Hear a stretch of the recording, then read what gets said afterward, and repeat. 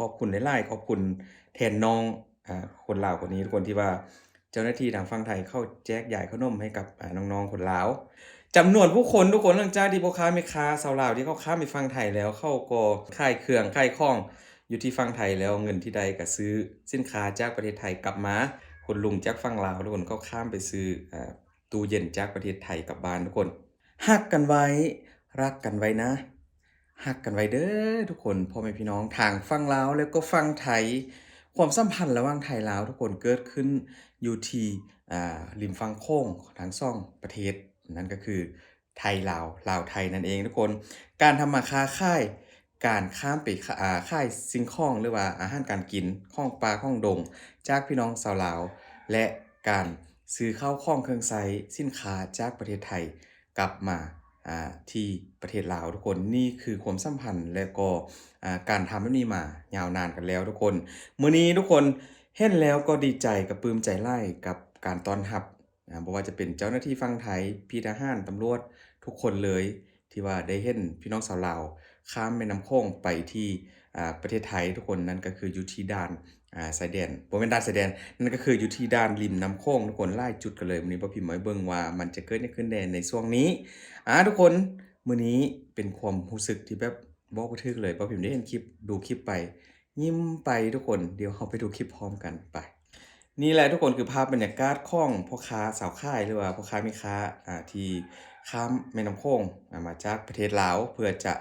ไปขายของอยู่ที่ฝั่งไทยทุกคนหลักๆก็จะเป็นพวกปลาทุกคนปลาแม่น้ำธรรมชาติแล้วก็จะมีเครื่องปลาของดงจากฝั่งลาวนะทุกคนอาหารตามฤดูกาลนั่นแหละที่ทุกคนรู้จักทุกคน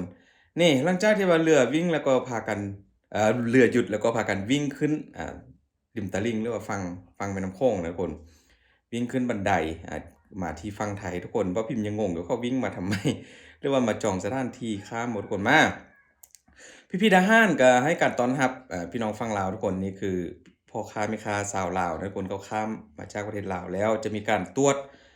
ข้าวของที่ว่าเอามาขายบ่ว่าจะเป็นกระเป๋าบ่ที่ว่าสะพายมา มีทั้ง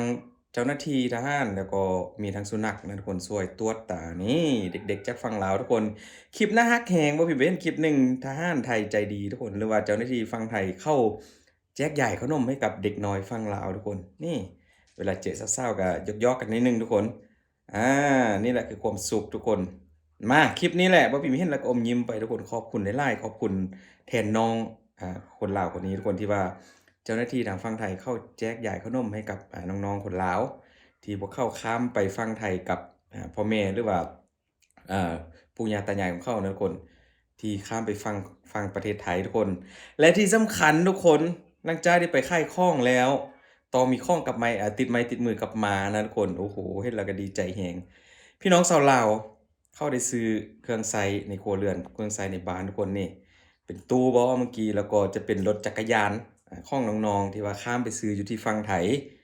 โอ้โฮเห็นแล้วก็ดีใจแรงทุกคนแล้วก็มีเจ้าหน้าที่ทางฝั่งไทยทุกคนที่บ่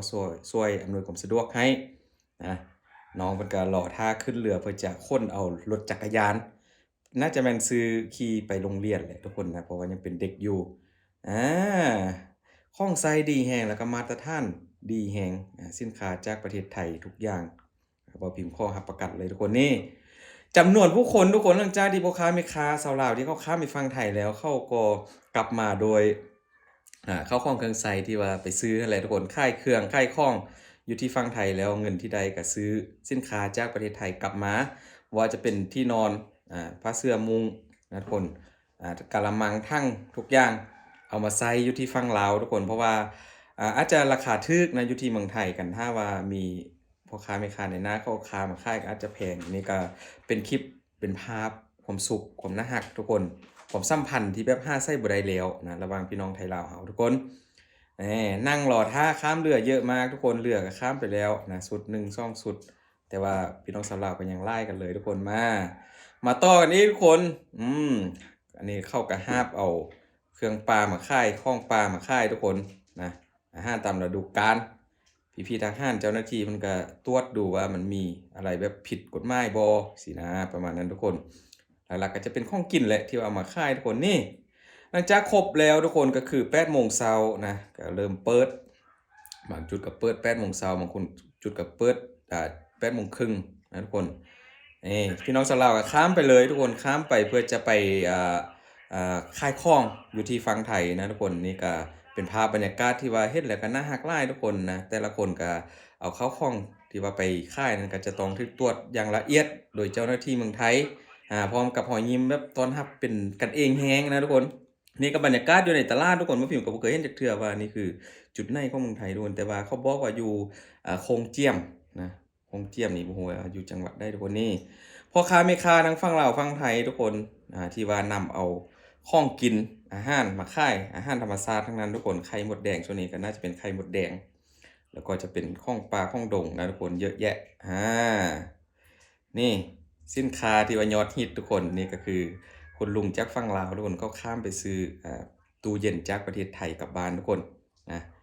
ตู้เย็นนี่ก็บ้านของบ่พิมพ์นิยมใช้แฮงทุกคนยี่ห้อนี้นี่ทุกคนอ่านเอาก็แล้วกันนะทุกคนตู้เย็นจากประเทศไทยสินค้าจากประเทศไทยคือที่หนึ่งในใจของคนลาวอยู่แล้วทุกคนนี่มีทางน่าจะเป็นข้าวสารบ่ที่ว่ามีคนหนึงเขาแบกไปทุกคนข้าวสารหรือข้าวเจ้านี่แหละน่าจะเป็นปุ๋ยใช่ไหมบ่พิมพ์ก็อ่านบ่ได้ทุกคนดูไม่ทันนะมีหยังอีกหลายอย่างเลยทุกคนนี่สังกะสีพี่น้องชาวลาวก็ข้ามไปซื้ออยู่ฝั่งไทยทุกคนสังกะสีเพื่อจะมามุงบ้านมุงหลังคาบ้านประมาณนี้ทุกคนเห็นบ่ว่าพิมพ์ว่ามันน่าจะราคาถูกนะเพราะว่าอยู่ที่บ้านของพิมพ์ก็นำมาขายก็อาจจะเป็น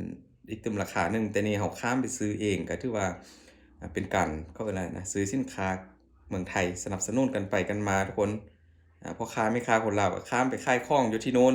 พอได้เงินขายของเขาก็ซื้อเครื่องใช้บ่เป็นทุกอย่างกลับบ้านนะที่ว่าจำเป็นนี่ตู้เย็นยี่ห้อเดียวกันเลยทุกคนนิยมแฮงรุ่นนี้อยู่ที่เมืองลาวนะโอ้โฮทุกคนใหญ่เลย เจ้าหน้าที่มันก็คอยดูสังเกตการณ์ตลอดนะคนคอยอำนวยความสะดวกให้แต่ละคนนี่คุณป้ากับคุณลุงท่านนี้ทุกคนเต็มรอเลยทุกคนรออยู่อันนี้ก็เป็นข้าวของเครื่องใช้ที่เพิ่นได้ไปซื้ออยู่ที่ฝั่งไทยนี่น่าจะแม่นเอามาขายต่อบ่หรือว่าเอามาใส่กบเรือนบ่เยอะมากทุกคนนี่มีเป็นลังแล้วก็มีโอ้โฮเยอะเลยทุกคนน่าจะเป็นเปิดร้านขายของแล้วนะ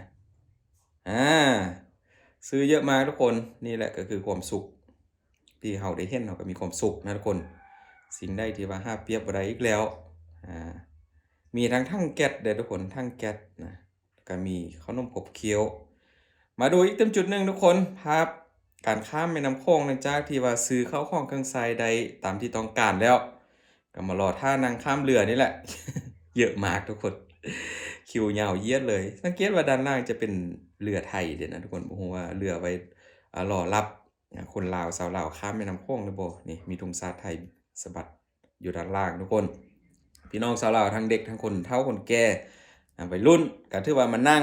รอท่าข้ามทุกคนนี่ข้าวของที่เขาซื้อไปก็เยอะมากทุกคนแต่ละคนนะเยอะจริงๆนี่แหละทุกคนความสัมพันธ์ที่ดีงามมิตรภาพที่ยอดเยี่ยมที่หาใช้บ่ได้แล้วระหว่างพี่น้องไทยลาวเราภาษาใกล้เคียงกันพูดคุยกันเข้าใจโดยที่บ่ต้องใช้ล่ามแปลภาษาแล้วก็การอาหารการกินข้าวของเครื่องใช้คือกันเป๊ะนะทุกคนใช้ทุกอย่างที่เป็นของไทยของลาวสลับกันทุกคนนี่ตาตามขั้นใดบันไดทุกคนเยอะมากเมื่อกี้มาดูความสุขอีกตึมอย่างหนึ่งของพี่ๆเจ้าหน้าที่ทุกคนเขาเห็นชาวลาวเขาก็จะมีการหยอกกันใหญ่กันเด้ยิ้มแย้มพูดคุยกันนี่เวลาเจอชาวลาว เจ้าหน้าที่มันก็เขินนะทุกคนเขินไปเลย เจอชาวลาวแต่ละคนก็ถือว่าหน้าตาดีกันเลยมาดูเจ้าหน้าที่ท่านนี้ทุกคนขอตรวจกระเป๋าผู้สาวแด่ก่อนจะขึ้นไปผู้สาวก็เขินเจ้าหน้าที่เมืองไทยก็เขิน หรือว่าเป็นภาพที่ว่าเกิดขึ้นแล้วเบิ่งก็มีความสุขหลายทุกคนก็เขินกันไป เจ้าหน้าที่ก็อมยิ้มอยู่ทุกคนปิดท้ายด้วยคลิปนี้ทุกคนบางจุดก็มีการเปิดแบบเขาเรียกอะไรเปิดโมงบ่เท่ากันนะพ่อค้าแม่ค้าเขาก็เตรียมขนของมารออยู่ที่บันไดด้านบนของบันไดเยอะจริงๆทุกคนโอ้โฮมีทั้งผักมีทั้งเครื่องป่าเยอะมากทุกคนนะอะไรแซ่บๆอร่อยๆก็ข้ามไปขายให้พี่น้องฝั่งไทยได้กินได้ลองอะไรที่อยู่ที่เมืองไทยฝั่งลาวบ่มีพี่น้องชาวลาวก็ซื้อกลับบ้าน มาต้อนพี่ต้อนน้องโดยเฉพาะก็แม่นหลักๆก็คงจะเป็นเครื่องใช้นั่นแหละทุกคนเครื่องใช้ชีวิตประจำวันนะเป็นตู้เย็นเข้าห้องเครื่องใช้ก็คือที่ทุกคนเห็นไปเมื่อกี้นี่แหละทุกคลิปทุกภาพบรรยากาศทุกคน3จุดคล้ายๆกับว่าเป็นตลาดนัดไทยลาวประมาณ3แห่งนี่แหละที่ว่าพิมพ์มาให้เบิ่งทุกคนแล้วถือว่าเป็นภาพที่ว่าเบิ่งได้เบิ่งแล้วก็รู้สึกว่าดีใจสำหรับว่าพิมพ์นะทุกคนพอได้เห็นอ่าพี่น้องฝั่งลาวกับเจ้าหน้าที่พี่น้องฝั่งไทยหลายคน ก็ให้การต้อนรับแบบอบอุ่นกันเลยพร้อมกับรอยยิ้มการยอกใยกัน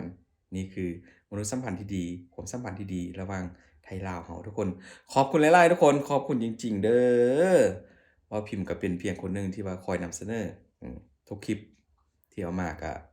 บ่ว่าจะเป็นฝั่งใดฝั่งลาวทุกคนว่าพิมพ์ก็ขอบคุณหลายๆที่ทุกคนช่วยติดตามแล้วก็รอท่าคลิปของบ่พิมพ์แต่ละวันทุกคนว่าพิมพ์ลงคลิปตอนเย็นนะทุกคนประมาณ6โมง5โมง6โมงหรือว่า7โมง1ทุ่มนะประมาณนี้แหละรอท่าติดตามทุกคนพรุ่งนี้จะเป็นคลิปอะไรขอบคุณหลายๆเด้อบ๊ายบาย